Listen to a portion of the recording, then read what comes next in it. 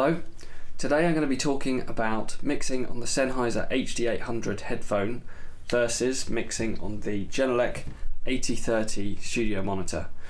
It might seem like a strange video to do, comparing headphones to studio monitors in a direct comparison, but actually I think that I kind of wanted to talk about what the difference is in terms of mixing on headphones and speakers, and the benefits of pros and cons of both of them. And also these two are in more or less the same price category, kind of. The Sennheiser HD800s cost $1,500 thereabouts, which is £999, although I've seen them as low as £800, and I'm sure they can be picked up secondhand for around that price, $800. And the Genelec 8030 monitors cost around £810 new for the pair. So, I guess for somebody who's kind of looking for a mixing solution, these two, alternatives could be considered. So first of all, I'd like to talk about what it's like to mix on the HD800s and generally what they sound like. So, in essence, they are incredibly detailed. They sound very, very clean indeed. They sound very accurate, and they really kind of show you what's going on in the music and nothing else. They're not kind of hyped in any way. They're very, very, very, very detailed. The high end is so crystal clear to the point that I haven't heard anything like it through anything else, including speakers, and I've listened to a lot of different studio monitors, very high-end stuff, very high-end hi-fi speakers I've listened to, and I haven't heard anything quite like these. They really are kind of, in my opinion, in a league of their own in terms of just the clarity. They really show what's there. That's it, they just show it, and if what's there is bad, then you'll hear it. And so, that kind of makes them a good tool for mixing. In a way, I mean, if you're doing a kind of analytical style of mixing, and you're really kind of trying to hear every little minute change that you're making, and you're trying to make some specific changes, these are a perfect tool for that job. Having said that, I kind of feel like, to some degree, in mixing, obviously enjoyment of the music is incredibly important, because it's an art. You're listening to it at the same time you're enjoying it and you're feeling it. You're trying to make changes to make the music feel better, basically. And so there's something that headphones lack in that area, because speakers, monitors like the 8030s and others, because the sound is coming out into the room and you're feeling it, it's kind of hitting you and you're feeling it. There's something about that you completely lose with the headphones. With the Genelecs, you have nowhere near the high-end clarity. You can't hear everything as crystal clearly as you can with the HD800s. It's there, but it's, I hate to use this kind of a cliche, but it honestly, the difference between these and these, in terms of pure listening experience, the difference is kind of like there are a number of heavy sheets over the speaker, So listening on the HD800 is like those sheets have been removed, and you can hear it all really direct and just crystal clear. So let's have a look at the frequency response. Just to mention, I use the SPL2 control, which is this device, to power the headphones, and the speakers also run from this, although they're amplified speakers, so they're active speakers. They're near field as well, so you have them not too far away. They're quite close. They should be quite close to you. Genelec 8030s have 5-inch drivers, speakers. They're two-way, so they have 0.75-inch tweeter, and then the 5-inch driver. And a lot of people would think, oh, 5-inch, that, you know, you've got to have problems with the low end, but actually not at all. I found them, you know, for the size they are, to have well enough low end. I know that some people couple them with a subwoofer, but I wouldn't think that is actually where they fall down. I think where their weak spot is really in the highs. That's my opinion. But that's only in comparison. That's only because I'm quite used to these, I suppose, because these are just so accurate and detailed right the way up, and it's reflected in the frequency response. So this is plus or minus 3 dB. The frequency response of the Genelec 8030s is 55 Hertz up to 21 kilohertz. So you see 21 kilohertz, it's not hugely high, you know, it's not really getting up there.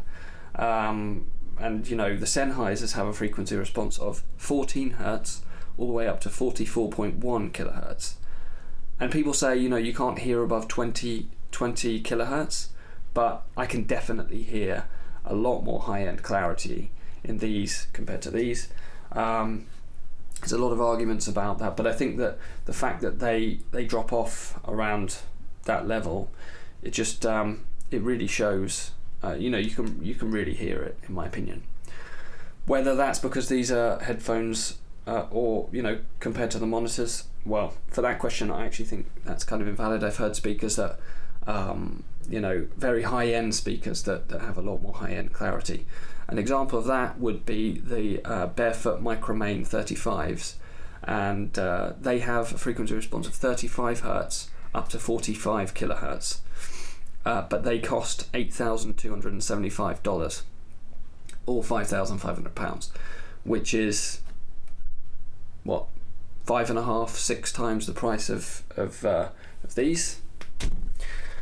So, you know, you have to pay a hell of a lot of money. Another thing to consider is the room.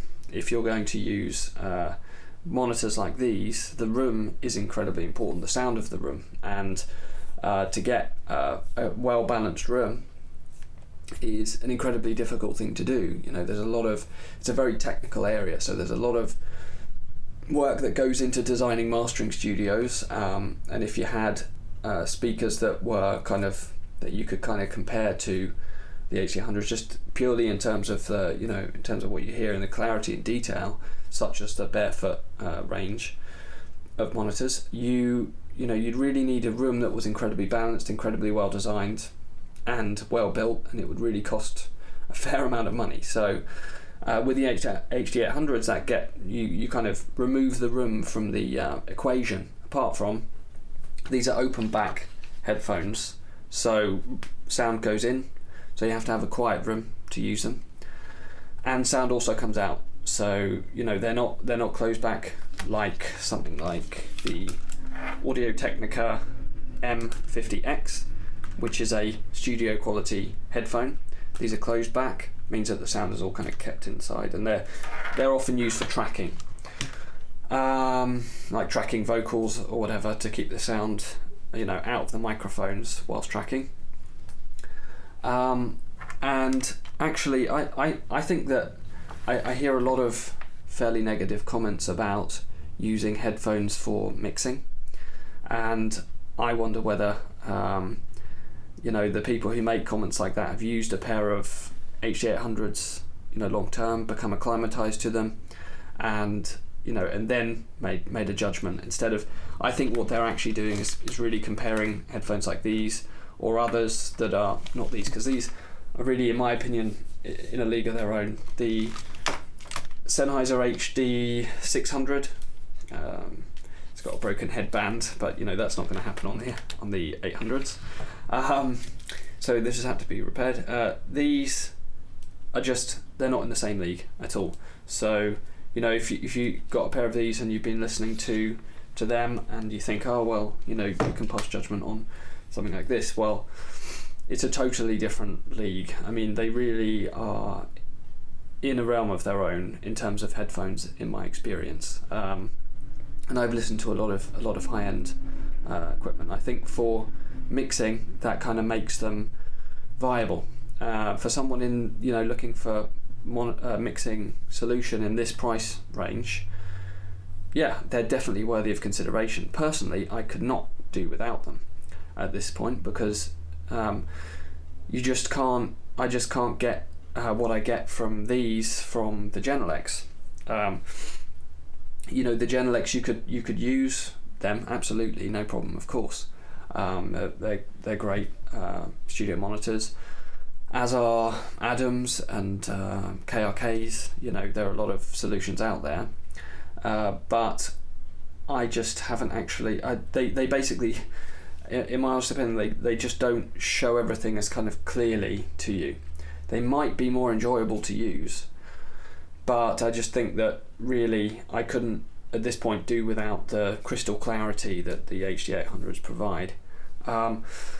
So yeah, I mean, actually my opinion, although this is a kind of a versus video, my opinion right now is that I couldn't actually do without either of them. They complement each other really well. So, you know, having the crystal clarity and the real analytical kind of qualities of the HD800, it's something that I can't get from the 8030s, but equally I can't get the feel that I get from the 8030s through the HD800s. So, you know, the sound in the room hitting your body, and you feel it, and that's something that the HD800s can't replace. So basically, my opinion is that both are invaluable. Although, if I had to make a decision, I would go for, and I had that, you know, that kind of budget around £850. I would go for the HD800 headphones. Something interesting with the HD800 headphone, you get this frequency response graph, which is these exact headphones. These have been tested, and this is the result of that test, and it basically has this graph that just shows the response, the curve. Kind of interesting. Don't get anything like that with these. And I think that is it. Another thing I'd like to say, obviously I've used the KRK KNS 8400, and basically that's in the same kind of category as the Audio Technicas, and I feel like people are kind of talking about those types of headphones when they criticize or judge mixing on headphones, and actually, you know, it's a viable kind of thing with something like this, in my opinion. So that's it for today, and thanks for watching.